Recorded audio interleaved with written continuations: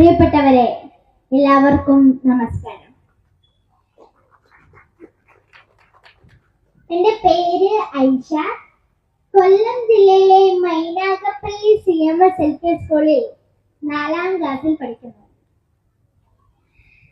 കേരളത്തിന്റെ സാംസ്കാരിക തലസ്ഥാനമായ തൃശൂർ ജില്ലയിലെ ഇരിങ്ങാലക്കുട പുറത്തുശ്ശേരി കാർണിവൽ എന്ന ഈ മഹാസംഗമത്തിലേക്ക് എന്നെയും കൂടി ക്ഷണിച്ചതിലും ഇവിടെ വരാൻ കഴിഞ്ഞതിലും നിങ്ങളെ ഒക്കെ കാണാൻ സാധിച്ചതിലും ഒത്തിരി സന്തോഷം.